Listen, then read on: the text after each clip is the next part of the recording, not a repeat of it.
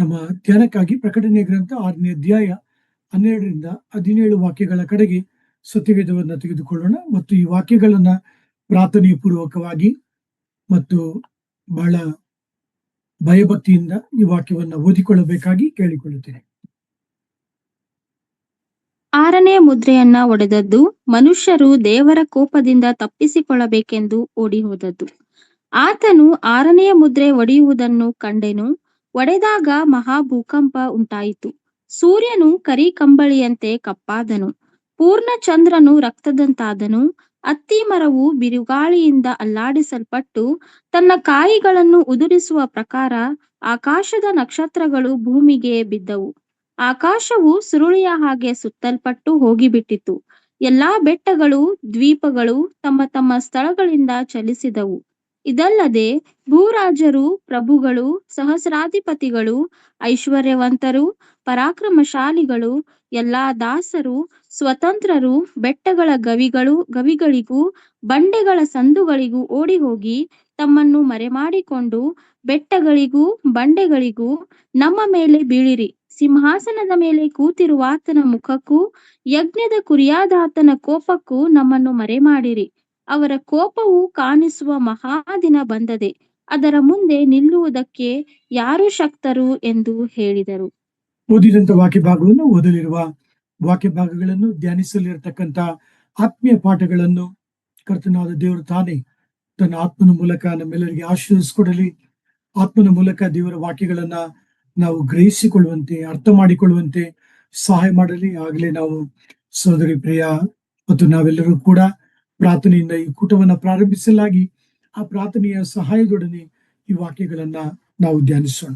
6ನೇ ಅಧ್ಯಾಯ 12ರಿಂದ 17 ವಾಕ್ಯಗಳ ಒಂದು ಶೀರ್ಷಿಕೆಯನ್ನ ನಾವು ನೋಡಬಹುದಾದರೆ ಭಯ ಎಂಬುದಾಗಿ ನಾವು ಕರೆಯಬಹುದು. ನೀವು ಕನ್ನಡ ಭಾಷೆಯಲ್ಲಿನ ಶೀರ್ಷಿಕೆಯನ್ನು ನೀವು ಗಮನಿಸುವುದಾದರೆ ಅವರು ಓಡಿ ಹೋದರೆಂಬುದಾಗಿ ದೇವರ ವಾಕ್ಯ ಬಯಲುಪಡಿಸುವಂತದ್ದಾಗಿದೆ. ನನ್ನ ಧ್ಯಾನದಲ್ಲಿ ಮುಂದಕ್ಕೆ ಸಾಗುವುದಕ್ಕೆ ಮುಂಚಿತವಾಗಿ ಈ ಒಂದು ಪದ ಅಥವಾ ಒಂದು ವಾಕ್ಯಕ್ಕೆ ಒತ್ತು ಕೊಡಲು ಬಯಸುತ್ತೇನೆ. ಮರಣದ ವಿಷಯದಲ್ಲಿ ಅವರು ಭಯವನ್ನ ವ್ಯಕ್ತಪಡಿಸುವಂತವರಾಗಿದ್ದಾರೆ. 5 ಮುದ್ರೆಗಳನ್ನ ನಾವು ಧ್ಯಾನಿಸಿದೆವು. ಈ 6ನೇ ಮುದ್ರೆಯನ್ನ ಕರ್ತನಾದ ಯೇಸು ಕ್ರಿಸ್ತನು ಒಡೆಯುವಾಗ ಜರುಗುತ್ತಿರ್ತಕ್ಕಂಥ ಘಟನೆಗಳು ಬಹು ಭಯಾನಕವಾದದ್ದು ಎಂಬುದಾಗಿ ಈ ವಾಕ್ಯ ಭಾಗದಲ್ಲಿ ನಾವುಗಳು ಗಮನಿಸುತ್ತೇವೆ.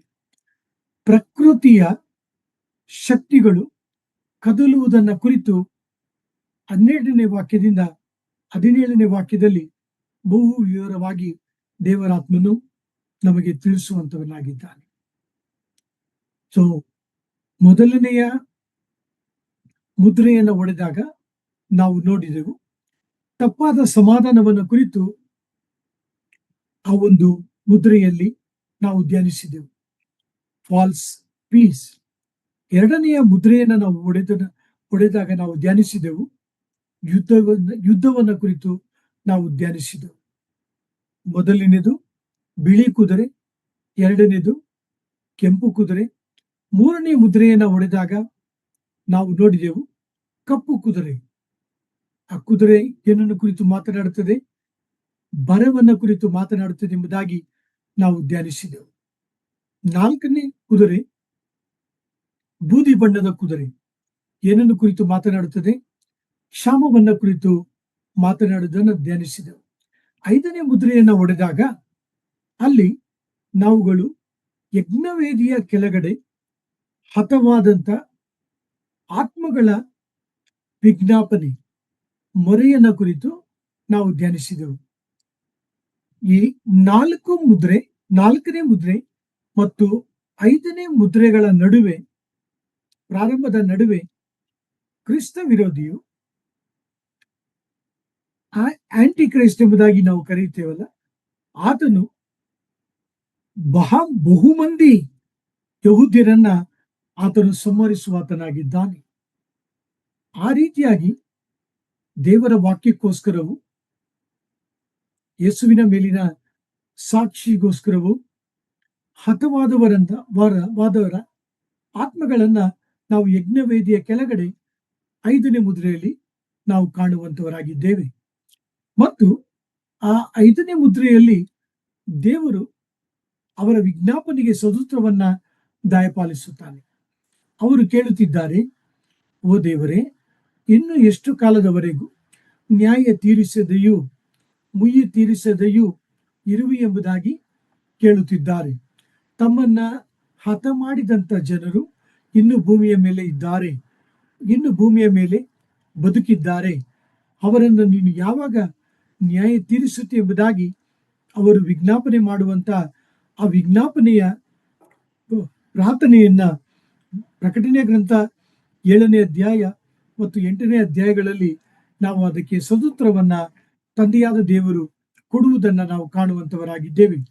ಆದರೆ ಆ ಸಮಯದಲ್ಲಿ ದೇವರವರಿಗೆ ವಾಗ್ದಾನವನ್ನು ಕೊಟ್ಟನು. ಆ ವಾಗ್ದಾನವೇನು? ನಿಮ್ಮ ಸಹ ಸಹೋದರರ ಸಂಖ್ಯೆ ಇನ್ನೂ ಪೂರ್ಣಗೊಳ್ಳಲಿಲ್ಲ. ಅವರು ಹತವಾದ ನಂತರ ಅವರ ಸಂಖ್ಯೆ ಪೂರ್ತಿಯಾದಾಗ ನ್ಯಾಯ ತೀರಿಸುತ್ತೇನೆಂಬುದಾಗಿ ದೇವರು ಉತ್ತರವನ್ನು ಕೊಡುವಾತನಾಗಿದ್ದಾನೆ. ಸೊ ಪ್ರಿಯರೇ, 3.5 ವರ್ಷಗಳ ನಂತರ ಆ ಒಂದು ವಾಗ್ದಾನ ನೆರವೇರುವುದನ್ನು ಕುರಿತು ನಿಮ್ಮ ಗಮನಕ್ಕೆ ತರಲು ಬಯಸುತ್ತೇನೆ. ಈ ಲೋಕದಲ್ಲಿ ಅನೇಕ ವಿಧವಾದಂತ ಭಯಗಳನ್ನ ಮನುಷ್ಯರು ಎದುರಿಸುವುದನ್ನು ಕುರಿತು ನಾವೆಲ್ಲರೂ ಕೂಡ ಬಲ್ಲವರಾಗಿದ್ದೇವೆ. ಭಯ ನಮ್ಮ ಹೃದಯವನ್ನ ಗಟ್ಟಿಗೊಳಿಸುವಂತದಾಗಿದೆ. ಭಯ ನಮ್ಮ ಹೃದಯದ ಬಡಿತವನ್ನ ಹೆಚ್ಚಿಸುವಂತದಾಗಿದೆ. ಅನೇಕರು ಭಯದ ನಿಮಿತ್ತ ಮರಣವನ್ನು ಕೂಡ ಹೊಂದುವಂತವರಾಗಿದ್ದಾರೆ. ಸಾಧಾರಣವಾಗಿ ಪ್ರತಿಯೊಬ್ಬರೂ ಕೂಡ ಒಂದಲ್ಲ ಒಂದು ಸ್ವಾಭಾವಿಕವಾದ ಭಯವನ್ನ ಹೊಂದಿದ್ದೇವೆ. ಅದು ಸಹಜ. ದೇವರು ನಮ್ಮನ್ನ ಆ ರೀತಿಯಾಗಿ ನಿರ್ಮಿಸಿದ್ದಾನೆ. ಅದರಲ್ಲೂ ಕೆಲವರಿಗೆ ಕಾಯಿಲೆ ಎಂಬ ಶಬ್ದವನ್ನು ಕೇಳಿದರೆ ಅವರಿಗೆ ಭಯವಾಗುವಂತದಾಗಿದೆ. ಗಾಯ ಎಂಬ ಶಬ್ದವನ್ನು ಕೇಳಿದರೆ ಅವರಿಗೆ ಭಯವಾಗುವಂತದಾಗಿದೆ. ತಮ್ಮ ಕುಟುಂಬದ ಪ್ರಿಯರನ್ನ ಕಳಕೊಂಡರೆ ಅವರಿಗೆ ಭಯ ಆವರಿಸಿಕೊಳ್ಳುವಂತದಾಗಿದೆ. ಉದ್ಯೋಗ ಹೊರಟು ಹೋಗುತ್ತದಲ್ಲ ಎಂಬತಕ್ಕಂಥ ಭಯ ಕೆಲವರಿಗೆ ಆಗುವಂತದಾಗಿದೆ. ಹಣವನ್ನ ಕಳೆದುಕೊಳ್ಳುತ್ತಿದ್ದೇನಲ್ಲ ಎಂಬುದಾಗಿ ಕೆಲವರಿಗೆ ಭಯವಾಗುತ್ತದೆ. ಮರಣ ಬರುತ್ತದಲ್ಲ ಎಂಬುದಾಗಿ ಕೆಲವರಿಗೆ ಭಯ ಕಂಡು ಬರುವಂತದಾಗಿದೆ. ಸೊ ಕೆಲವರಿಗೆ ಧೈರ್ಯವಾಗಿ ಇತರರ ಜೊತೆಗೆ ಮಾತನಾಡುವುದ ವಿಷಯದಲ್ಲಿ ಭಯವಾಗುತ್ತದೆ. ಕೆಲವರಿಗೆ ಪ್ರಾರ್ಥನೆ ಮಾಡಿ ಎಂಬುದಾಗಿ ಹೇಳಿದರೆ ಭಯವಾಗುತ್ತದೆ. ಕೆಲವರಿಗೆ ನಿಮ್ಮನ್ನು ಕುರಿತು ತಿಳಿಸಿರಿ ಎಂಬುದಾಗಿ ಹೇಳಿದರೆ ಭಯವಾಗುವಂತದಾಗಿದೆ. ಈ ರೀತಿಯಾಗಿ ಮಾನವನು ನಾನಾ ವಿಧವಾದಂತ ಭಯಗಳನ್ನ ಅವನು ತನ್ನ ಜೀವಿತದಲ್ಲಿ ಎದುರಿಸುವಾತನಾಗಿದ್ದಾನೆ. ಭಯ ಒಬ್ಬ ವ್ಯಕ್ತಿಯನ್ನ ಡಿಸೇಬಲ್ ಮಾಡುವಂತದಾಗಿದೆ. ಅಂದರೆ ಅವನ ಅಂಗಗಳು ನಡೆಯಲಾರದಂತ ಒಂದು ಸ್ಥಾಯಿಗೆ ಅವನನ್ನ ದೂಕುವಂತದಾಗಿದೆ. ಸೊ ಈ ಒಂದು ಧ್ಯಾನದಲ್ಲಿ ನಿಮ್ಮ ಗಮನಕ್ಕೆ 12ನೇ ವಾಕ್ಯದಿಂದ 17ನೇ ವಾಕ್ಯಗಳಲ್ಲಿ ಅಡಕವಾಗಿರತಕ್ಕಂಥ ಸಂಗತಿಗಳನ್ನ ಧ್ಯಾನಿಸುವುದಕ್ಕೆ ಮುಂಚಿತವಾಗಿ ಮೂಲ ಒಂದು ಪಾಠವನ್ನ ನಾವು ತೆಗೆದುಕೊಳ್ಳುವುದಾದರೆ, ಯಾವುದಕ್ಕೆಲ್ಲ ಮಾನವನು ಭಯಪಡುತ್ತಾನೆಂಬುದಾಗಿ ನಾವು ನೋಡಿದೆವು. ಯಾವುದಕ್ಕೆ ಭಯಪಡಬೇಕೆಂಬುದಾಗಿ ಯೇಸು ಸ್ವಾಮಿ ತಿಳಿಸುವುದನ್ನ ದೇವರ ವಾಕ್ಯ ತಿಳಿಸುವಂತದಾಗಿದೆ. ವಾಕ್ಯಕ್ಕೆ ಒತ್ತು ಕೊಡಲು ಬಯಸುತ್ತೇನೆ. ಇಬ್ರಿಯ ಪತ್ರಿಕೆ 10ನೇ ಅಧ್ಯಾಯ 31ನೇ ವಾಕ್ಯ ಓದುವುದನ್ನು ಕೇಳಿಸಿಕೊಳ್ಳೋಣ. Hebrews chapter 10 verse 31. ಜೀವ ಸ್ವರೂಪನಾದ ದೇವರ ಕೈಯಲ್ಲಿ ಸಿಕ್ಕಿ ಬೀಳುವುದು ಭಯಂಕರವಾದದ್ದು ಎಂಬುದೇ. ಲೂಕ ಬರೆದ ಸುವಾರ್ತೆ, Luke Gospel chapter 12 verse 5 also. Let us hear the reading. ನೀವು ಯಾರಿಗೆ ಹೆದರಬೇಕೋ ನಿಮಗೆ ತಿಳಿಸುತ್ತೇನೆ. ಕೊಂದ ಮೇಲೆ ನರಕದೊಳಗೆ ಹಾಕುವ ಅಧಿಕಾರವುಳ್ಳವನಿಗೆ ಹೆದರಬೇಕು. ಹೌದು, ಆತನಿಗೆ ಹೆದರಬೇಕೆಂದು ನಿಮಗೆ ಹೇಳುತ್ತೇನೆ. ಪ್ರಿಯರಿ, 2 ವಾಕ್ಯಗಳು ಗಮನಿಸಿರಿ. ಇಬ್ರಿಯ ಪತ್ರಿಕೆ 10ನೇ ಅಧ್ಯಾಯ 31ನೇ ವಾಕ್ಯ ಹೇಳುತ್ತದೆ, ಮುಯ್ಯಿಗೆ ಮುಯ್ಯನ್ನು ನಾನು ತೀರಿಸುತ್ತೇನೆ, ಪ್ರತೀಕಾರ ನಾನು ಮಾಡುತ್ತೇನೆ. ನಮ್ಮ ದೇವರು ಸರ್ವಲೋಕಕ್ಕೆ ನ್ಯಾಯ ತೀರಿಸುವಂತಹ ದೇವರಾಗಿದ್ದಾನೆ. ಇಬ್ರಿಯ ಗ್ರಂಥಕರ್ತನು ತಿಳಿಸುತ್ತಿದ್ದಾನೆ, ಆತನ ಹಸ್ತದಲ್ಲಿ ಸಿಕ್ಕಿ ಬೀಳುವುದು ಬಹು ಭಯಂಕರವಾದದ್ದೆಂಬುದಾಗಿ ತಿಳಿಸ್ತಾ ಇದ್ದಾನೆ. ಯಾಕೆಂದರೆ ಆತನು ಜೀವಿಸುವಂತ ದೇವರಾಗಿದ್ದಾನೆ. ಆದ ಕಾರಣ ಪ್ರಿಯ ಸೋದರ ಸೋದರಿಯರೇ, ನೀವು ನಾನು ಲೂಕ 12:5, ಇಬ್ರಿಯ ಪತ್ರಿಕೆ 10:31ಕ್ಕೆ ನಾವು ವಿಧೇಯತೆಯನ್ನು ತೋರೋಣ. ನೀವು ನಾನು ಯಾರಿಗೆ ಭಯಪಡಬೇಕು? ನಾನು ಮೊದಲನೇ ಹೇಳಿದಂತಹ ಸಂಗತಿಗಳನ್ನು ಮತ್ತೆ ಪುನಃ ನಾನು ಹೇಳುವುದಿಲ್ಲ. ಅವುಗಳ ಭಯವನ್ನ ಕುರಿತು ನೋಡಿದ್ದೇವೆ.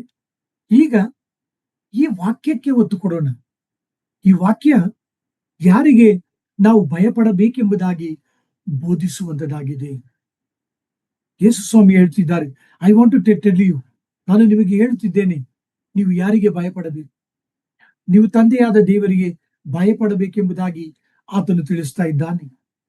ಯಾಕೆಂದರೆ ನಮ್ಮ ದೇಹವನ್ನು, ನಮ್ಮ ಪ್ರಾಣವನ್ನು ಕೂಡ ಬೆಂಕಿಯ ಕೆರೆಗೆ ದೊಬ್ಬುವಂತ ಅಧಿಕಾರ ಆತನಿಗೆ ಮಾತ್ರ ಇದೆ. ಆತನಿಗೆ ನೀವು ನಾನು ಹೆದರಬೇಕೆಂಬುದಾಗಿ ಈ ವಾಕ್ಯ ಭಾಗದಲ್ಲಿ ಆತನು ತಿಳಿಸುತ್ತಿದ್ದಾನೆ. ವಾಕ್ಯವನ್ನು ಆಲಿಸುತ್ತಿರುವಂತಹ ಪ್ರಿಯ ಸೋದರ ಸೋದರಿಯರೇ, ನಾನು ನಿಜವಾಗಿ ನಂಬುತ್ತೇನೆ, ನಾನು, ನೀವು, ನಾವೆಲ್ಲರೂ ಕೂಡ ಒಂದಲ್ಲ ಒಂದು ಭಯದಲ್ಲಿ ಹಾದು ಹೋಗುತ್ತೇವೆ. ಒಂದಲ್ಲ ಒಂದು ಭಯ, ಆ ಭಯದ ಬಲಹೀನತೆ ನಮ್ಮಲ್ಲಿ ಇರುವಂತದ್ದಾಗಿದೆ. ಆದರೆ ಈ ಸಂಜೆ ವೇಳೆಯಲ್ಲಿ ಪ್ರಕಟಣೆಯ ಗ್ರಂಥ 6ನೇ ಅಧ್ಯಾಯದ 6ನೇ ಮುದ್ರೆಯನ್ನ ಒಡೆಯುವಾಗ ಕಂಡು ಬರುವಂತ ಈ ಎಲ್ಲಾ ವಿಧವಾದಂತ ಭಯಗಳಿಗೆ ನಾವು ಮುಕ್ತಾಯ ಹೇಳಬೇಕಾದರೆ, ನಮ್ಮ ಜೀವಿತದಲ್ಲಿರ್ತಕ್ಕಂಥ ಭಯಕ್ಕೆ ಅಂತ್ಯ ಹೇಳಬೇಕಾದರೆ, ನೀವು ನಾನು ನಮ್ಮ ಕರ್ತನಿಗೆ ಭಯಪಡೋಣ. ನಾವು ಆತನಿಗೆ ಭಯಪಡುವುದಾದರೆ ಬೇರೆ ಯಾವ ಸಂಗತಿಗಳು ನಮ್ಮನ್ನ ಭಯಗೊಳಿಸುವುದಿಲ್ಲ. ವಿಮೋಚನಾ ಕಾಂಡವನ್ನು ನಾವು ಧ್ಯಾನಿಸುವಾಗ ಇಡೀ ಐಗುಪ್ತದಲ್ಲಿ ಬಹು ಬಲಿಷ್ಠನಾದಂತ ಅರಸನು ಫರೋಹನಾಗಿದ್ದನು. ಆದರೆ ಆ ಬಲಿಷ್ಠನಾದ ಫರೋಹನನ್ನು ನೋಡಿ ಮೋಶೆ ಎಂದೂ ಕೂಡ ಹೆದರಲಿಲ್ಲ. ಯಾಕೆಂದರೆ ಮೋಶೆ ದೇವರಿಗೆ ಮೊಣಕಾಲು ಊರುತ್ತಿದ್ದನು. ನೀನು ನಾವೆಲ್ಲರೂ ದೇವರಿಗೆ ಮೊಣಕಾಲನ್ನ ಊರುವುದಾದರೆ, ದೇವರಿಗೆ ನಮ್ಮ ಹೃದಯದಲ್ಲಿ ಭಯಭಕ್ತಿಯಿಂದ ಅಡ್ಡ ಬೀಳುವುದಾದರೆ, ಬೇರೆ ಯಾವ ಸಂಗತಿಗಳು ನಿಮ್ಮನ್ನು ನನ್ನನ್ನು ಭಯಭೀತರನ್ನಾಗಿ ಮಾಡುವುದಿಲ್ಲ. ದೇವರು ನಮ್ಮನ್ನು ಧೈರ್ಯಪಡಿಸುವಾತನಾಗಿದ್ದಾನೆ. ದೇವರು ನಮ್ಮನ್ನು ಬಲಪಡಿಸುವಾತನಾಗಿದ್ದಾನೆ. ದೇವರು ನಿಜವಾಗಿ ನಮಗೆ ಆದರಣೆಯನ್ನ ಕೊಡುವಾತನಾಗಿದ್ದಾನೆ. ತನ್ನ ಧ್ಯಾನವನ್ನು ಮುಂದಕ್ಕೆ ತೆಗೆದುಕೊಂಡು ಹೋಗುತ್ತಾ 6ನೇ ಮುದ್ರೆಯನ್ನ ಒಡೆದಂತ ಸಮಯದಲ್ಲಿ ದೇವರ ವಾಕ್ಯ ತಿಳಿಸುತ್ತದೆ, ಮಹಾ ಭೂಕಂಪ ಉಂಟಾಯಿತು. ಈ ಮಹಾ ಭೂಕಂಪ ಉಂಟಾಯಿತು ಎಂಬ ವಾಕ್ಯಕ್ಕೆ ಒತ್ತು ಕೊಡಲು ಬಯಸುತ್ತೇನೆ. ಪ್ರಿಯ ಸೋದರ ಸೋದರಿಯರೇ, ನಿಮ್ಮ ನೆನಪನ್ನ ನಾನು ಕೆದಕಲು ಬಯಸುತ್ತೇನೆ. ಏಪ್ರಿಲ್ 2024ರಲ್ಲಿ ತೈವಾನಲ್ಲಿ ಭೂಕಂಪ ಉಂಟಾಯಿತು. ನಾನು, ನೀವು ಎಲ್ಲರೂ ಕೂಡ ಸಾಮಾಜಿಕ ಜಾಲತಾಣಗಳಲ್ಲಿಯೂ ಮಾಧ್ಯಮಗಳಲ್ಲೂ ನಾವು ಗಮನಿಸಿದ್ದೇವೆ, ನಾವು ನೋಡಿದ್ದೇವೆ. ಬಹು ಎತ್ತರವಾದಂತ ಕಟ್ಟಡಗಳು ಅದು ನೆಲಸಮವಾಯಿತೆಂಬುದಾಗಿ ನಾವು ನೋಡಿದ್ದೇವೆ. ಇಂದಿನ ದಿನಗಳಲ್ಲಿ ಜರುಗಿದಂತ ಭೂಕಂಪಗಳ ಒಂದು ಪರಿಣಾಮಗಳನ್ನ ನಾವು ನೋಡುವಾಗ ಆ ಪರಿಣಾಮಗಳು ಬಹು ಭಯಂಕರವಾದದ್ದು. ಈ ಭೂಕಂಪ ಏನನ್ನು ಮಾನವನ ಜೀವಿತದಲ್ಲಿ ತರುವಂತದ್ದಾಗಿದೆ? ಭಯವನ್ನ ತರುವಂತದ್ದಾಗಿದೆ. ಅನೇಕ ಕಡೆಗಳಲ್ಲಿ ಭೂಕಂಪವಾಗುತ್ತದೆ ಎಂಬುದಾಗಿ ಅವರು ಕಟ್ಟಡದ ಒಳಗಡೆ ವಾಸ ಮಾಡುವುದಿಲ್ಲ, ಕಟ್ಟಡದ ಹೊರಗಡೆ ವಾಸ ಮಾಡುವಂತವರಾಗಿದ್ದಾರೆ. ಪ್ರಕಟಣೆಯ ಗ್ರಂಥದಲ್ಲೂ ಕೂಡ ಆ ರೀತಿಯಾಗಿ ಜನರು ನಡೆದುಕೊಳ್ಳುತ್ತಾರೆ. ಕಟ್ಟಡದ ಒಳಗಡೆ ವಾಸ ಮಾಡಿದರೆ ಭೂಕಂಪದ ನಿಮಿತ್ತವಾಗಿ ಕಟ್ಟಡ ಕುಸಿದು ಬೀಳುತ್ತದೆ ಎಂಬುದಾಗಿ ಭಯ ಅವರಲ್ಲಿ ಆವರಿಸಿಕೊಂಡಿರುತ್ತದೆ. ಹೊರಗಡೆ ಮಲಗಿಕೊಳ್ಳೋಣವೆಂದರೆ ಆಕಾಶದಲ್ಲಿರ್ತಕ್ಕಂಥ ಉಲ್ಕೆಗಳು, ಧೂಮಕೇತುಗಳು, ನಕ್ಷತ್ರಗಳು ಬೀಳುವಂತ ಭಯವನ್ನ ಅವರು ಎದುರಿಸುವಂತವರಾಗಿದ್ದಾರೆ. ಪ್ರಿಯರೇ, ಸುಮಾರು 7ರ ಭೂಕಂಪನದ ಮಾಪನವಿರಬಹುದು ಮತ್ತು 6ರ ಭೂಕಂಪನದ ಮಾಪನವಿರಬಹುದು. ಪರಿಣಾಮ ಸಾವಿರಾರು ಮಂದಿ ಮೃತರಾಗುವಂತವರಾಗಿದ್ದಾರೆ. ಕೋಟ್ಯಾಂತರ ಆಸ್ತಿಗಳು ನಷ್ಟವಾಗುವಂತದ್ದಾಗಿದೆ. ಕೀರ್ತನೆ 46ರಲ್ಲಿ ನಾವು ನೋಡುವಾಗ, ಭೂಮಿಯು ಮಾರ್ಪಟ್ಟರು, ಸಮುದ್ರವು ಅದರ ಕಾರ್ಯಗಳು ವಿಚಲಿತವಾದರು, ಕದಲಿದರು ಎಂಬುದಾಗಿ ನಾವು ಓದುತ್ತೇವೆ.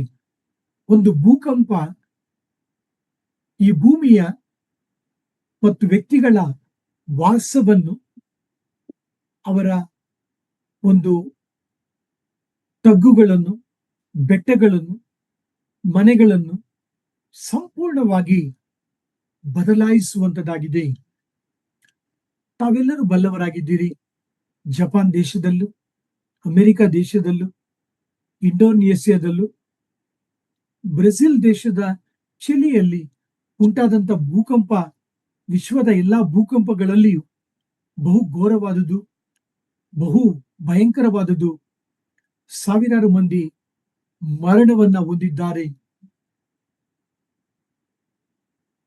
ಪ್ರಿಯ ಸಹೋದರ ಸಹೋದರರೇ, ಈ 6ನೇ ಮುದ್ರೆ ಒಡೆದಾಗ ಮಹಾ ಭೂಕಂಪ ಉಂಟಾಯಿತು ಎಂಬ ವಾಕ್ಯಕ್ಕೆ ಒತ್ತು ಕೊಡುತ್ತಾ, ಆ ಭೂಕಂಪ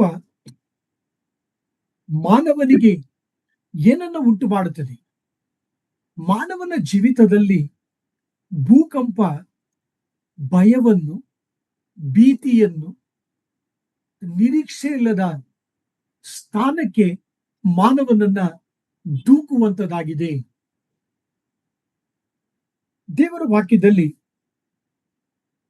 ನಾವುಗಳು ಗಮನಿಸುವುದಾದರೆ, ಮತ್ತಾಯ ಬರೆದ ಸುವಾರ್ತೆ 24ನೇ ಅಧ್ಯಾಯ 29ನೇ ವಾಕ್ಯ ಓದುವುದನ್ನು ಕೇಳಿಸಿಕೊಳ್ಳೋಣ. Matthew's gospel chapter 24 verse 29. ಆ ದಿನಗಳ ಸಂಕಟವು ತೀರಿದ ಕೂಡಲೇ ಸೂರ್ಯನು ಕತ್ತಲಾಗಿ ಹೋಗುವನು, ಚಂದ್ರನು ಬೆಳಕು ಕೊಡದೆ ಇರುವನು, ನಕ್ಷತ್ರಗಳು ಆಕಾಶದಿಂದ ಉದುರುವವು, ಆಕಾಶದ ಶಕ್ತಿಗಳು ಕದಲುವವು ಎಂಬುದೇ. ಪ್ರಿಯ ಸಹೋದರ ಸಹೋದರಿಯರೇ, 6ನೇ ಮುದ್ರೆ ಒಡೆಯುವಾಗ ನಾನು ನಿಮ್ಮ ಗಮನಕ್ಕೆ ತಂದಿದ್ದೇನೆ, ಪ್ರಕೃತಿಯ ಶಕ್ತಿಗಳು ಅದು ಕದಲುವಂತದಾಗಿದೆ. ಈ ಭೂಕಂಪವನ್ನ ಕುರಿತು ಹಳೆ ಒಡಂಬಡಿಕೆಯಲ್ಲಿ ಸುಮಾರು 19 ಬಾರಿಯು, ಹೊಸ ಒಡಂಬಡಿಕೆಯಲ್ಲಿ ಸುಮಾರು 4 ಬಾರಿಯು ಅದನ್ನ ಕುರಿತು ಉಲ್ಲೇಖ ಮಾಡಿರುವುದನ್ನ ಕುರಿತು ನಿಮ್ಮ ಗಮನಕ್ಕೆ ತರಲು ಬಯಸುತ್ತೇನೆ. ಚರಿತ್ರೆಯನ್ನ ನಾವುಗಳು ಗಮನಿಸುವುದಾದರೆ, ವಿಮೋಚನಾ ಕಾಂಡ 19ನೇ ಅಧ್ಯಾಯ 18ನೇ ವಾಕ್ಯದಲ್ಲಿ ಕರ್ತನಾದ ದೇವರು, ವಾಕ್ಯವನ್ನು ಓದಲು ಸೋದರಿನ ಕೇಳಿಕೊಳ್ಳುತ್ತೇನೆ, ಆತನು ಸೀನಾಯಿ ಪರ್ವತದ ಮೇಲೆ ಇಳಿದು ಬಂದಾಗ ಜರುಗಿದಂತ ಘಟನೆ ಹೇಗಿತ್ತು? Let us hear the reading. Exodus chapter 19 verse 18. ಯೆಹೋವನು ಬೆಂಕಿಯೊಳಗೆ ಸೀನಾಯಿ ಬೆಟ್ಟದ ಮೇಲಕ್ಕೆ ಇಳಿದು ಬಂದಿದ್ದರಿಂದ ಆ ಬೆಟ್ಟವೆಲ್ಲ ಹೊಗೆಯಿಂದ ಆವರಿಸಿಕೊಂಡಿತು. ಆ ಹೊಗೆ ಆವಿಗೆಯ ಹೊಗೆಯಂತೆ ಏರಿತು, ಅದಲ್ಲದೆ ಬೆಟ್ಟವೆಲ್ಲ ಬಹಳವಾಗಿ ಕಂಪಿಸಿತು ಎಂಬುದೇ. ಈ ಮಹಾ ಭೂಕಂಪ ಅಥವಾ ಬೆಟ್ಟ ಕಂಪಿಸಿತು ಈ ಒಂದು ವಾಕ್ಯಕ್ಕೆ ಆತ್ಮೀಯವಾದ ಅರ್ಥ ಏನೆಂಬುದಾಗಿ ನೋಡುವಾಗ You not read no at home? Huh? That's why he is asking no that he is not telling that. Brother mute that Pastor Solomon, mute the mic. No.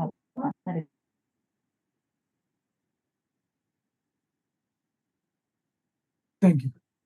So, ಈ ಭೂಕಂಪ ಏನನ್ನು ಕುರಿತು ಮಾತನಾಡುತ್ತದೆ? ಈ ಭೂಕಂಪ ದೇವರ ನ್ಯಾಯ ತೀರ್ಪನ್ನು ಕುರಿತು ಮಾತನಾಡುತ್ತದೆ ಎಂಬ ಒಂದು ಆತ್ಮೀಯ ಪಾಠವನ್ನ ನಿಮ್ಮ ಗಮನಕ್ಕೆ ತರಲು ಬಯಸುತ್ತಿದ್ದೇನೆ. ಕರ್ತನಾದ ಯೇಸು ಕ್ರಿಸ್ತನು ಶಿಲುಬೆಯಲ್ಲಿ ತನ್ನ ಪ್ರಾಣವನ್ನ ಕೊಟ್ಟಾಗ ಭೂಕಂಪವಾಯಿತು ಎಂಬುದಾಗಿ ದೇವರ ವಾಕ್ಯ ಹೇಳುತ್ತದೆ. ಕರ್ತನಾದ ಯೇಸು ಕ್ರಿಸ್ತನು ಪುನರುತ್ಥಾನಗೊಂಡಾಗ ಭೂಕಂಪವಾಯಿತು ಎಂಬುದಾಗಿ ದೇವರ ವಾಕ್ಯ ಬಹು ನಿಖರವಾಗಿಯೂ ಸ್ಪಷ್ಟವಾಗಿಯೂ ತಿಳಿಸುವಂತದಾಗಿದೆ.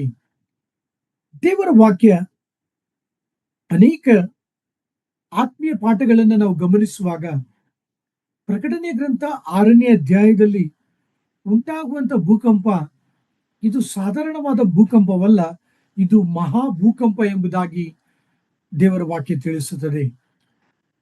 ಪ್ರಿಯರೇ, ಇಡೀ ವಿಶ್ವವನ್ನೇ ದೇವರು ಕಂಪಿಸುವಾತನಾಗಿದ್ದಾನೆ. ನಮಗೊಬ್ಬ ದೇವರಿದ್ದಾನೆ.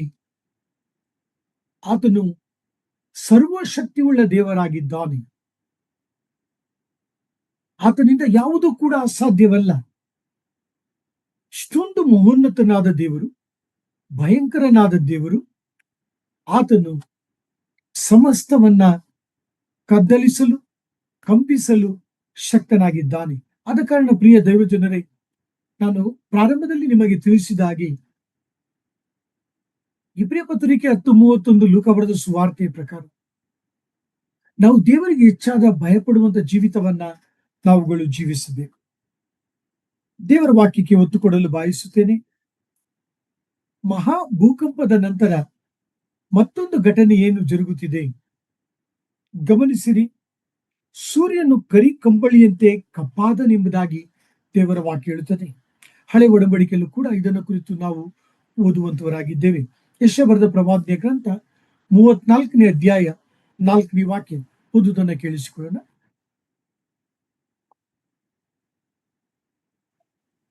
ಸೈನ್ಯವೆಲ್ಲ ಕ್ಷಯಿಸುವುದು, ಆಕಾಶ ಮಂಡಲವು ಸುರುಳಿಯಂತೆ ಸುತ್ತಿಕೊಳ್ಳುವುದು, ದ್ರಾಕ್ಷಿಯ ಎಲೆ ಒಣಗಿ ಗಿಡದಿಂದ ಬೀಳುವ, ಅಂಜೂರ ಮರದಿಂದ ತರಗು ಉದುರುವ ಹಾಗೂ ತಾರಾಮಂಡಲವೆಲ್ಲ ಬಾಡಿ ಬೀಳುವುದು ಎಂಬುದೇ. ಯೋವೇಲ 2ನೇ ಅಧ್ಯಾಯದಲ್ಲಿ ನಾವು ಓದುತ್ತೇವೆ. 30-31ನೇ ವಾಕ್ಯದಲ್ಲಿ ಯೆಹೋವನ ಆಗಮನದ ಭಯಂಕರವಾದ ಮಹಾದಿನವು ಬರುವುದಕ್ಕೆ ಮುಂಚೆ ಭೂಮಿ ಆಕಾಶಗಳಲ್ಲಿ ರಕ್ತ, ಬೆಂಕಿ, ಹಬೆ, ಧೂಮಸ್ತಂಭ ಈ ಉತ್ಪಾತಗಳನ್ನ ಉಂಟು ಮಾಡುವೆನೆಂಬುದಾಗಿ ಯೋವೇಲನಲ್ಲಿ ದೇವರು ತಿಳಿಸಿದ್ದಾನೆ. ಸುಪ್ರಿಯ ಸೋದರ ಸೋದರಿಯರೇ, ಅಪೊಸ್ತಲರಾದಂಥ ಪೇತ್ರರು ಅಪೊಸ್ತಲರ ಕೃತ್ಯ 2ನೇ ಅಧ್ಯಾಯ 19-20ರಲ್ಲೂ ಕೂಡ ಆತನು ತಿಳಿಸುವಂತ ವಾಕ್ಯಗಳನ್ನ ನಮ್ಮ ಹೃದಯದ ಮೇಲೆ ತೆಗೆದುಕೊಳ್ಳೋಣ. Acts of the Apostles, chapter 2, verse 19-20. Let us hear the reading. ಕರ್ತನ ಆಗಮನದ ಗಂಭೀರವಾದ ಮಹಾದಿನವು ಬರುವುದಕ್ಕೆ ಮುಂಚೆ ಮೇಲೆ ಆಕಾಶದಲ್ಲಿ ಅದ್ಭುತ ಕಾರ್ಯಗಳನ್ನು, ಕೆಳಗೆ ಭೂಮಿಯಲ್ಲಿ ಸೂಚಕ ಕಾರ್ಯಗಳನ್ನು ಉಂಟು ಮಾಡುವೆನು. ರಕ್ತ, ಬೆಂಕಿ, ಹಬೆಯಂತೆ ಏರುವ ಹೊಗೆ ಇವು ಉಂಟಾಗುವವು. ಸೂರ್ಯನು ಕತ್ತಲಾಗುವನು, ಚಂದ್ರನು ರಕ್ತವಾಗುವನು ಎಂಬುದೇ.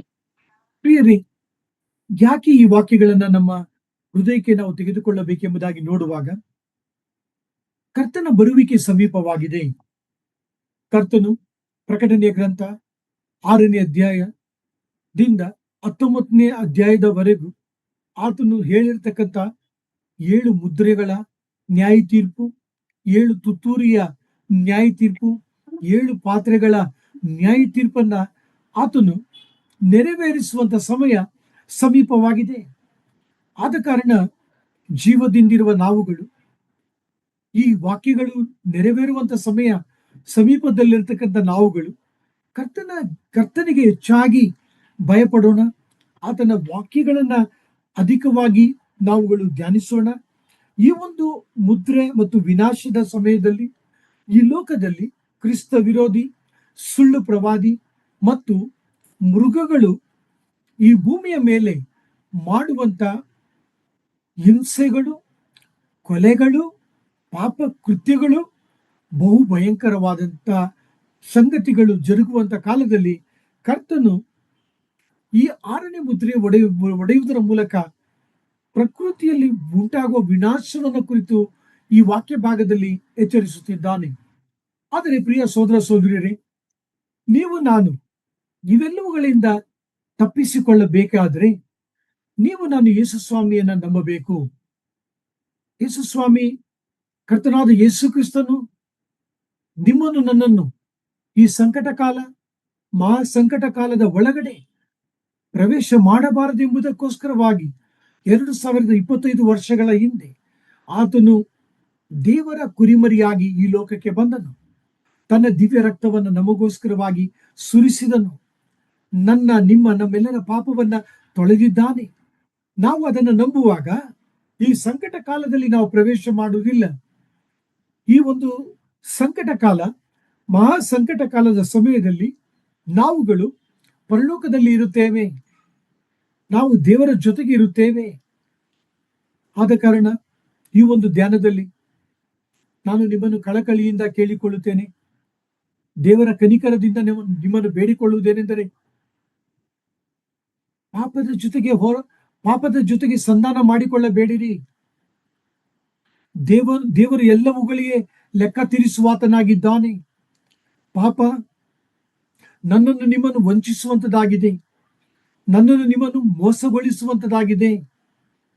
ಆದ ಕಾರಣ ಪ್ರಿಯರೇ, ನಾವು ಮೊಂಡುತನವನ್ನಾಗಲಿ, ನಾವು ನಮ್ಮ ಹೃದಯವನ್ನ ಕಠಿಣಪಡಿಸಿಕೊಳ್ಳಬಾರದು. ಪ್ರಕಟಣೆಯ ಗ್ರಂಥ 6ನೇ ಅಧ್ಯಾಯ 12-17 ವಾಕ್ಯಗಳ ಜನರನ್ನ ನೀವು ನೋಡುವಾಗ, ಇವರು ಮೊಂಡರು, ಇವರು ಅವಿಧೇಯತೆಯುಳ್ಳವರು, ಇವರ ಹೃದಯ ಕಠಿಣತೆಯಿಂದ ತುಂಬಿದಂತವರೆಂಬುದಾಗಿ ದೇವರ ವಾಕ್ಯ ತಿಳಿಸುವಂತದಾಗಿದೆ. ನನ್ನ ಧ್ಯಾನವನ್ನು ಮುಂದಕ್ಕೆ ತೆಗೆದುಕೊಂಡು ಹೋಗಲು ಬಯಸುತ್ತೇನೆ. ಪ್ರಿಯರೇ, ಮೊದಲನೇದಾಗಿ ನಾವು ಗಮನಿಸಿದೆವು ಮಹಾಭೂಕಂಪವಾಯಿತು. ಎರಡನೇದಾಗಿ ಗಮನಿಸಿದೆವು ಸೂರ್ಯನು ಕರಿಕಂಬಳಿಯಂತೆ ಆದನು. ಕರ್ತನ ಆ ಒಂದು ಮುದ್ರೆಯ ಪರಿಣಾಮ ಸೂರ್ಯನು ಕಪ್ಪಾದನೆಂಬುದಾಗಿ ದೇವರ ವಾಕ್ಯ ಹೇಳುತ್ತದೆ. ಪ್ರಿಯರೇ, ಸ್ವಲ್ಪ ಹೊತ್ತು ನಾವು ವಿದ್ಯುತ್ ಶಕ್ತಿ ಇಲ್ಲದೆ ಹೋದರೆ ನಾವು ಎಷ್ಟೋ ಭಯ ಪಡುತ್ತೇವೆ, ನಾವು ಎಷ್ಟೋ ನಿರಾಶರಾಗ್ತೇವೆ. ಉದಾಹರಣೆಗಾಗಿ, ಬಹಳ ಸಮಯ ಮಳೆ ಬರ್ತಾ ಇದೆ ಎಂಬುದಾಗಿ ಅಂದ್ಕೊಳ್ಳಿ. ನಾವು ಹೇಗೆ ವರ್ತಿಸುತ್ತೇವೆ? ನಾವು ಸಂತೋಷದಿಂದ ಪ್ರತಿಕ್ರಿಯೆ ಮಾಡುತ್ತೇವಾ? ಅಯ್ಯೋ, ಮಳೆ ಬರ್ತಾ ಇದೆಯಲ್ಲ ಎಂಬುದಾಗಿ ನಾವು ಚಪ್ಪಾಳೆ ಹೊಡೆಯುತ್ತೀವ? ಇಲ್ಲ. ಅಯ್ಯೋ, ಮಳೆ ಬರ್ತಾ ಇದೆ, ಅಯ್ಯೋ ಮೋಡ ತುಂಬಿಕೊಂಡಿದೆ. ಪ್ರಿಯರೇ, ಇಲ್ಲಿ ಒಂದು ಆತ್ಮೀಯ ಸಾರಾಂಶವನ್ನ ನಿಮ್ಮ ಗಮನಕ್ಕೆ ತರಲು ಬಯಸುತ್ತೇನೆ, ಅಥವಾ ಒಂದು ಆತ್ಮೀಯ ಪಾಠವನ್ನ ನಿಮ್ಮ ಗಮನಕ್ಕೆ ತರಲು ಬಯಸುತ್ತೇನೆ. ಯಾವಾಗ ಭೂಮಿ ಕಂಪಿಸುತ್ತದೋ ಮಾನವನು ಭಯದಿಂದ ತುಂಬಿಸಲ್ಪಡುತ್ತಾನೆ. ಯಾವಾಗ ಆಕಾಶದ ಉಲ್ಕೆಗಳು, ಧೂಮಕೇತುಗಳು, ನಕ್ಷತ್ರಗಳು, ಯಾವಾಗ ಹತ್ತಿ ಮರದ ಹಣ್ಣುಗಳು ಹತ್ತಿ ಮರದಿಂದ ಗಾಳಿಗೆ ಉದುರುವ ಹಾಗೆ ಆಕಾಶದಿಂದ ಉದುರುತ್ತದೋ, ಮಾನವನು ಬಹು ಭಯವನ್ನ ಮತ್ತು ಆತಂಕವನ್ನ ಆತನು ಎದುರಿಸುವಾತನಾಗಿದ್ದಾನೆ. ಅದರ ಜೊತೆಗೆ ಈ ವಾಕ್ಯ ಭಾಗವನ್ನ ಗಮನಿಸಿರಿ. ಸೂರ್ಯನು ಕರಿಕಂಬಳಿಯಂತೆ ಕಪ್ಪಾದನು. ಬೆಳಕೆ ಇಲ್ಲ, ಕತ್ತಲೆ. ಎಲ್ಲಿ ನೋಡಿದರೂ ಕತ್ತಲೆ. ಕತ್ತಲೆ ಏನನ್ನು ಕುರಿತು ಮಾತನಾಡುತ್ತದೆ? ಕತ್ತಲೆ ದೇವರ ನ್ಯಾಯ ತೀರ್ಪನ್ನ ಕುರಿತು ಮಾತನಾಡುತ್ತದೆ.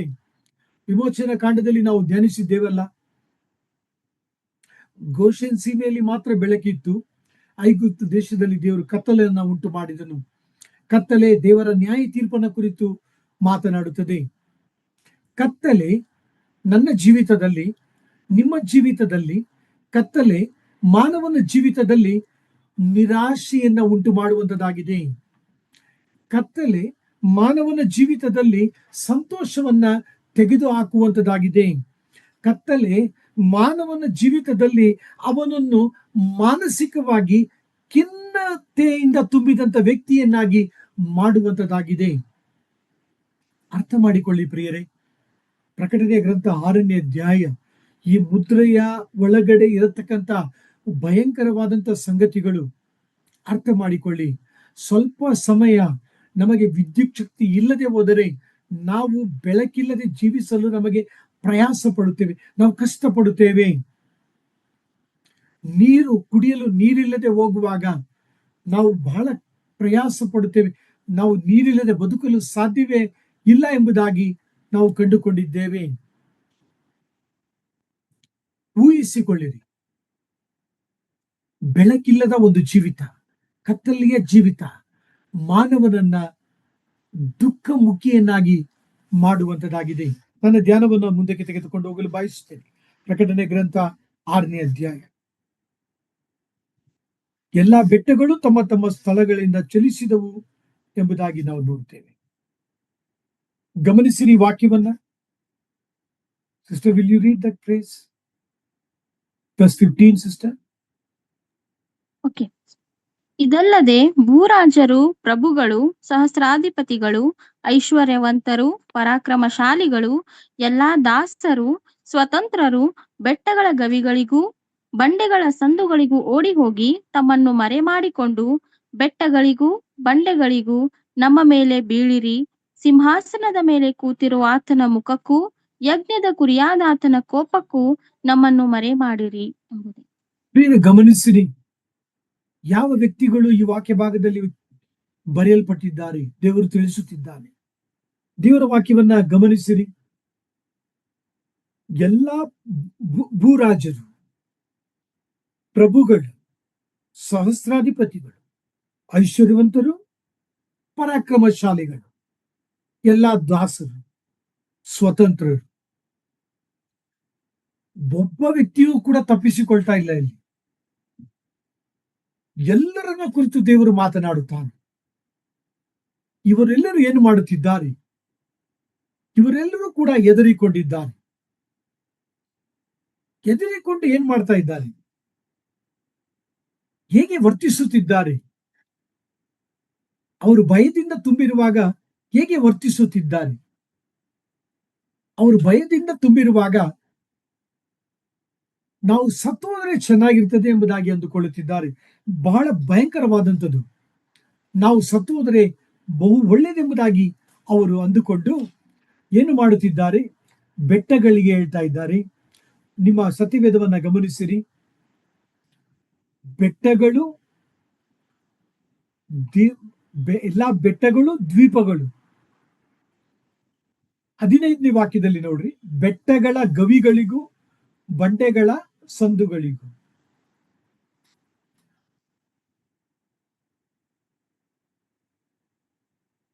ಎಂತ ದುಃಖಕರವಾದಂತ ಸಂಗತಿ.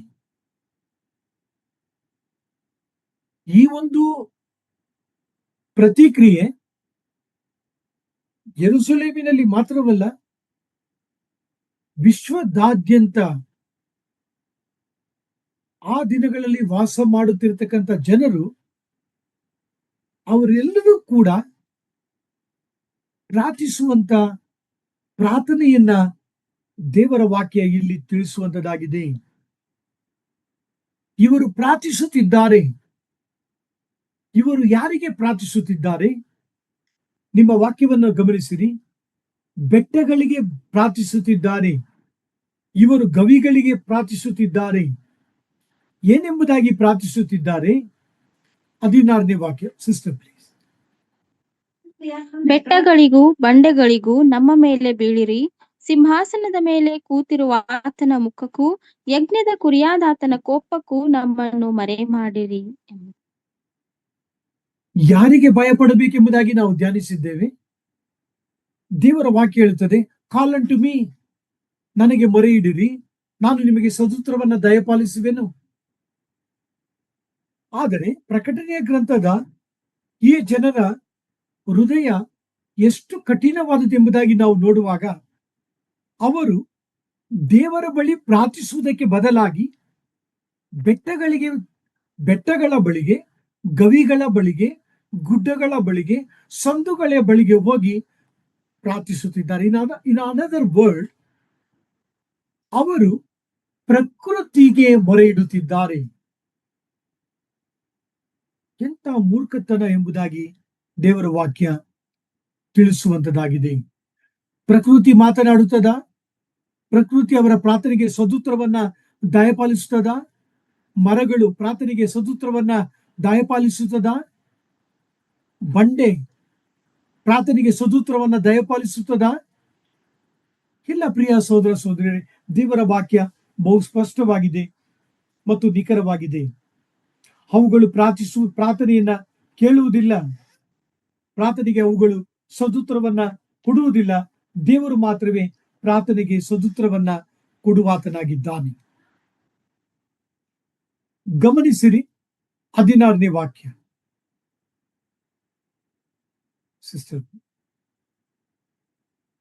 ಬೆಟ್ಟಗಳಿಗೂ ಬಂಡೆಗಳಿಗೂ ನಮ್ಮ ಮೇಲೆ ಬೀಳಿರಿ, ಸಿಂಹಾಸನದ ಮೇಲೆ ಕೂತಿರುವ ಆತನ ಮುಖಕ್ಕೂ ಯಜ್ಞದ ಕುರಿಯಾದ ಆತನ ಕೋಪಕ್ಕೂ ನಮ್ಮನ್ನು ಮರೆ ಮಾಡಿರಿ ಎಂಬುದೇ.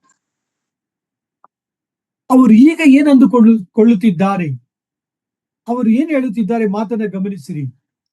ಸಿಂಹಾಸನದ ಮೇಲೆ ಕೂತಿರುವ ಆತನ ಮುಖಕ್ಕೂ, ನಂಬರ್ 1. ಎರಡನೇದಾಗಿ, ಯಜ್ಞದ ಕುರಿಯಾದಾತನ ಕೋಪಕ್ಕೂ ನಮ್ಮನ್ನು ಮರೆ ಮಾಡಿರಿ. ಪ್ರಿಯರೇ, ನೀವು ನಾನು ಈ ವಾಕ್ಯದ ಬೆಳಕಿನಲ್ಲಿ ಕಲಿಯುವಂತ ಒಂದು ಆತ್ಮೀಯ ಪಾಠವೇನೆಂದರೆ, ಸಿಂಹಾಸನದ ಮೇಲೆ ಕೂತಿರುವ ಆತನು ತಂದೆಯಾದ ದೇವರಾಗಿದ್ದಾನೆ. ಯಜ್ಞದ ಕುರಿಯಾದ ಆತನು ಕರ್ತನಾದ ಯೇಸು ಕ್ರಿಸ್ತನಾಗಿದ್ದಾನೆ. ಮೊಟ್ಟ ಮೊದಲನೇ ಸಾರಿ ಆತನು ಈ ಲೋಕಕ್ಕೆ ಬಂದಾಗ ಆತನು ನಿಸ್ಸಹಾಯಕನಾದ ಕುರಿಮರಿಯಾಗಿ ಬಂದನು. ಎರಡನೇ ಸಾರಿ ಆತನು ಪ್ರತ್ಯಕ್ಷನಾಗುವಾಗ ಯೂದ ಗೋತ್ರದ ಸಿಂಹವಾಗಿ ಆತನು ಪ್ರತ್ಯಕ್ಷನಾಗುತ್ತಿದ್ದಾನೆ. ನೀವು ನಾನು ನಮ್ಮ ಆತ್ಮೀಯ ಜೀವಿತದಲ್ಲಿ ಹೆಚ್ಚಾಗಿ ದೇವರಿಗೆ ಭಯಪಡೋಣ, ತಂದೆಯಾದ ದೇವರಿಗೆ ಭಯಪಡೋಣ, ಕರ್ತನಾದ ಯೇಸು ಕ್ರಿಸ್ತನಿಗೆ, ಯಜ್ಞದ ಕುರಿಯಾದಾತನಿಗೆ ಭಯಪಡೋಣ. ಈ ಜನಗಳು ಅವರು ಯಜ್ಞದ ಕುರಿಯಾದಾತನನ್ನು ಕುರಿತು ತಿಳಿದಿದ್ದರೂ ಕೂಡ, ಸಿಂಹಾಸನದ ಮೇಲೆ ಕೂತಿರುವ ಆತನನ್ನು ಕುರಿತು ತಿಳಿದಿದ್ದರೂ ಕೂಡ, ಆತನ ಕೋಪವನ್ನ ಕುರಿತು ತಿಳಿದಿದ್ದರೂ ಕೂಡ, ಮಹಾದಿನವನ್ನ ಕುರಿತು ತಿಳಿದಿದ್ದರೂ ಕೂಡ, ಆತನ ಮುಂದೆ ನಿಲ್ಲಲು ಅಶಕ್ತರು ಎಂಬುದಾಗಿ ತಿಳಿದಿದ್ದರೂ ಕೂಡ ಭಯಪಡುತ್ತಿಲ್ಲ, ಆತನ ಮೇಲೆ ಆಧಾರ ಪಡುತ್ತಿಲ್ಲ. ದೇವರೇ ನನ್ನನ್ನು ಕ್ಷಮಿಸಿ ಎಂಬುದಾಗಿ ಅವರು ಹೇಳುತ್ತಿಲ್ಲ, ದೇವರೇ ನನ್ನನ್ನು ಕರುಣಿಸಿ ಎಂಬುದಾಗಿ ಅವರು ಹೇಳುತ್ತಿಲ್ಲ. ಈ ವಾಕ್ಯವನ್ನ ಆಲಿಸುತ್ತಿರುವಂತ ನನ್ನ ಪ್ರಿಯ ಸಹೋದರ ಸಹೋದರಿಯರೇ, ದೇವರ ವಾಕ್ಯ ಬಹಳ ಸ್ಪಷ್ಟವಾಗಿ ತಿಳಿಸುವಂತದ್ದಾಗಿದೆ. ಈ ಲೋಕದಲ್ಲಿ ಅನೇಕರು ನಾವು ಕರ್ತನಾದ ಯೇಸು ಕ್ರಿಸ್ತನ ಪಾದಗಳಿಗೆ ಅಡ್ಡ ಬಿದ್ದು ಆತನ ಕರುಣೆಯನ್ನ ಬೇಡಿಕೊಂಡರು. ಭಾರತೀಯನು ಕುರುಡನಾಗಿದ್ದನು, ಆದರೆ ದಾವೀದನ ಕುಮಾರನೇ ಯೇಸುವೆ ನನ್ನನ್ನು ಕರುಣಿಸಿ ಎಂಬುದಾಗಿ ಮಾರ್ಕ 10:47 ಆತನು ಕರುಣೆಯನ್ನ ಬೇಡಿಕೊಂಡನು. ಲೂಕ 18:13 ದೇವಾಲಯಕ್ಕೆ ಹೋದಂತ ಸುಂಕದವನು, ದೇವರೇ ಪಾಪಿಯಾದ ನನ್ನನ್ನು ಕರುಣಿಸಿ ಎಂಬುದಾಗಿ ದೇವರಿಗೆ ಮೊರೆ ಇಟ್ಟನು. ಯೋಹಾನ ಬರೆದ ಸುವಾರ್ತೆ 20ನೇ ಅಧ್ಯಾಯ 16ನೇ ವಾಕ್ಯದಲ್ಲಿ ಮಗ್ದಲದ ಮರಿಯಳು, ಯೋಹಾನ ಬರೆದ ಸುವಾರ್ತೆಯಲ್ಲಿ 20ನೇ ಅಧ್ಯಾಯ 28ನೇ ವಚನದಲ್ಲಿ ತೋಮನು ನನ್ನ ದೇವರೇ ನನ್ನ ಕರ್ತನೆ ಎಂಬುದಾಗಿ ಮೊರೆ ಇಟ್ಟನು.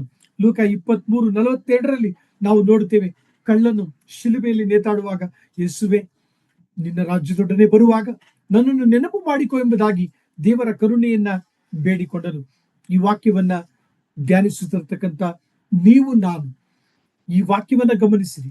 ಪ್ರಕಟಣೆಯ ಗ್ರಂಥ 6ನೇ ಅಧ್ಯಾಯ 12-17 ವಾಕ್ಯಗಳಲ್ಲಿ ಈ ಜನರು ದೇವರ ಕರುಣೆಯನ್ನ ಅವರು ಕೇಳುತ್ತಿಲ್ಲ, ಸಿಂಹಾಸನದ ಮೇಲೆ ಕೂತಾತನು ಯಜ್ಞದ ಕುರಿಯಾದಾತನಿಗೆ ಕರುಣೆಯನ್ನ ಕೇಳುತ್ತಿಲ್ಲ.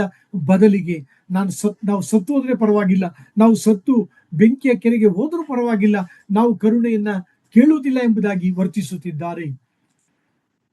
ಪ್ರಿಯ ಸೋದರ ಸೋದರಿಯರೇ, ಇಲ್ಲಿಗೆ ನನ್ನ ಧ್ಯಾನವನ್ನ ನಿಲ್ಲಿಸುತ್ತಾ, ಕರ್ತನ ಚಿತ್ತವಿದ್ದಾದರೆ ಮುಂದಿನ ದಿನಗಳಲ್ಲಿ ವಾಕ್ಯವನ್ನ ಧ್ಯಾನಿಸೋಣ. ಈ ಒಂದು ಸೇಪರ್ಚರಿಗಳಿಗಾಗಿ ಬಿಡದೆ ಪ್ರಾರ್ಥಿಸಿರಿ. ಮತ್ತು ನೀವು ರಕ್ಷಣೆ ಹೊಂದಿರಬಹುದು, ಆದರೆ ರಕ್ಷಣೆ ಹೊಂದದೇ ಇರತಕ್ಕಂತ ಆತ್ಮಗಳ ವಿಷಯದಲ್ಲಿ ನೀವು ಅವರನ್ನ ಕುರಿತು ನೀವು ಹೇಗೆ ವರ್ತಿಸುತ್ತಿದ್ದೀರಿ? ನೀವು ತಿಳಿದುಕೊಂಡಂತ ಸತ್ಯಗಳು, ನೀವು ಕಲಿತಂತ ಆತ್ಮೀಯ ಪಾಠಗಳು, ದೇವರು ನಿಮಗೆ ಪ್ರಕಟಪಡಿಸಿದಂತ ಈ ಒಂದು ಪ್ರಕಟಣೆಯ ಗ್ರಂಥದಲ್ಲಿ ಮುಂದೆ ಜರುಗುವಂತ ಘಟನೆಗಳನ್ನ ಇನ್ನೊಬ್ಬರಿಗೆ ಹಂಚಿಕೊಳ್ಳುವುದಿಲ್ಲವಾ? ಪ್ರಿಯರೇ, ಹಂಚಿಕೊಳ್ಳಿರಿ. ನಾಳಿನ ದಿನ ನಮ್ಮದಲ್ಲ. ಇದುವೇ ಪ್ರಸನ್ನತೆಯ ಕಾಲ, ಇದುವೇ ರಕ್ಷಣೆಯ ದಿನ. ಆದ ಕಾರಣ ಈ ಸಂದೇಶಗಳನ್ನ ಸಾಧ್ಯವಾದಷ್ಟು ಪ್ರಾರ್ಥನಾ ಪೂರ್ವಕವಾಗಿ ಇತರರ ಜೊತೆಗೆ ಹಂಚಿಕೊಳ್ಳಿರಿ. ದೇವರ ಮಕ್ಕಳೇ, ವಾಕ್ಯವನ್ನ ತಿಳಿದವರೇ, ಪಾಪ ಮಾಡಬೇಡ್ರಿ. ದೇವರು ನ್ಯಾಯ ತೀರಿಸುವಾತನಾಗಿದ್ದಾನೆ. ದೇವರಿಗೆ ಭಯಪಡೋಣ. ಕರ್ತನ ಕೃಪೆ ನಿಮ್ಮೆಲ್ಲರೊಂದಿಗಿರಲಿ. ಕರ್ತನ ನಾಮದಲ್ಲಿ ನಿಮ್ಮೆಲ್ಲರನ್ನ ವಂದಿಸುತ್ತೇನೆ.